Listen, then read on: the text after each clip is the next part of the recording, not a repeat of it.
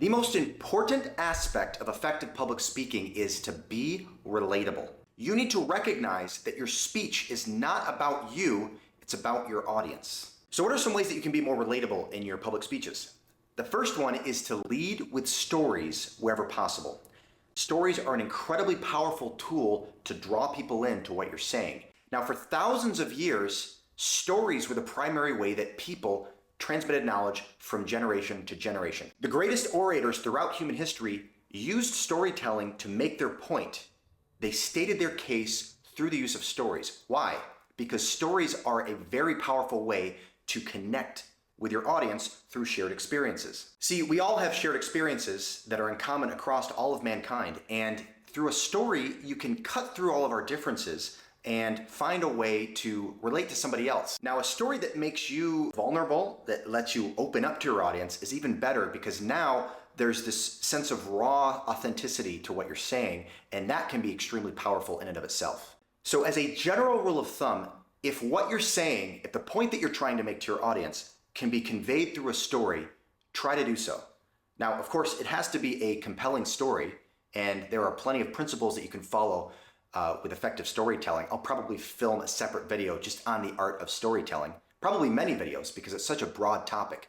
But as a general rule of thumb, try to err on the side of expressing your ideas through stories. Here's another pretty simple way to make your speeches more relatable to your audience, and that is to frame things in terms of we and you more often than I. Language plays a very subtle role in how we communicate, and the choice of words that we use when we're speaking to somebody can mean a lot. Now, if you use the word I all the time in your communication, you are subtly conveying the idea of isolation.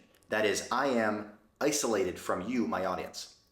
Conversely, if you use the words we and our and ours in your communication, you are subtly conveying the idea of collaboration, harmony, words that suggest more of a unity between you and your audience and less of an isolation. So the general point that I'm trying to make here is that your words really matter, your choice of individual words, and you should try to be cognizant of the words that you're choosing to express your ideas. Don't think too much about the words that you're using. You don't want to be burdened by consciously being aware of what you're saying. You want to be able to free associate and speak freely when you're in front of an audience, but you should be aware of words that you tend to gravitate towards. A good way to be more aware of the words that you're using is to film yourself when you're speaking and then watch it back and say, oh, interesting.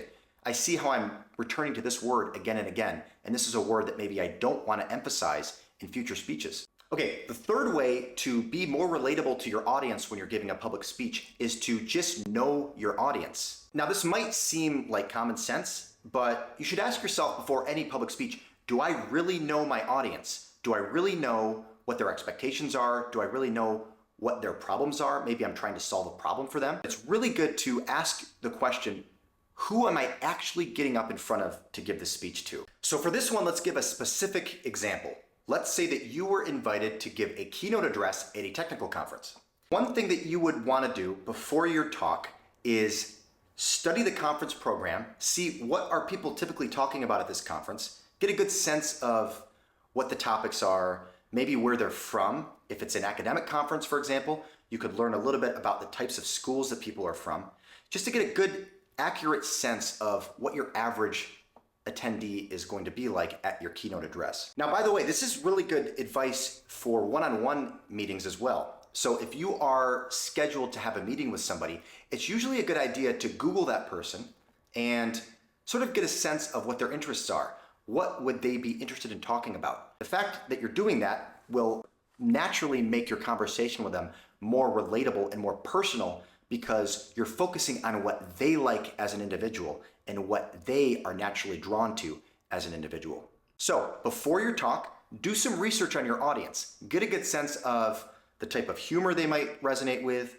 the type of stories they would probably resonate with. For example, if you know your audience in advance is probably going to be on the older side, then you probably wouldn't want to include pop culture references from the present day because it just wouldn't relate with your audience in quite the same way that it would with a younger audience. So this fourth and final piece of advice for making your speeches more relatable to your audience is probably the most important piece of advice in this video, and that is to speak like a one-on-one conversation. Really effective public speakers will treat their audience as a group of individuals rather than as a collective whole.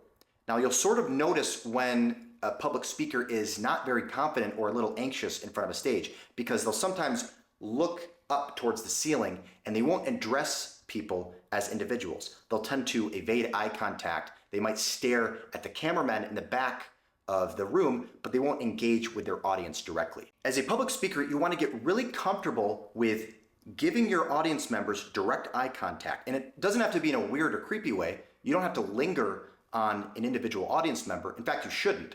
What you should do, and what's typically advisable, is lock eyes with an audience member for maybe a second or two while you're making a point. And then when you move on to the next point, move on to a different audience member and address them as if you're talking to them in a one-on-one conversation. You want to typically address your audience as a group of individuals rather than as a single collective whole. When you're talking to people as individuals in your audience, it's good to not single out a particular part of the room, but rather to engage with all corners of your room, including the row at the very back. In other words, you want to be sure that your eye contact, your gaze, is including everybody together. This will increase the likelihood that your audience members will be engaged and attentive while you're speaking. You can think of your attention as a speaker sort of like a beam of light, and you can direct that attention to the individuals in your audience. By locking eye contact with the individuals in your audience, you are subconsciously conveying the fact that your audience members can't just sit back in a passive way and absorb your talk. They have to be active participants in the communication between you and the audience. And it's only through that active participation that you can really get excellent and extraordinary public speeches. That was 4 ways to make your public speaking more relatable to your audience. Thank you for watching.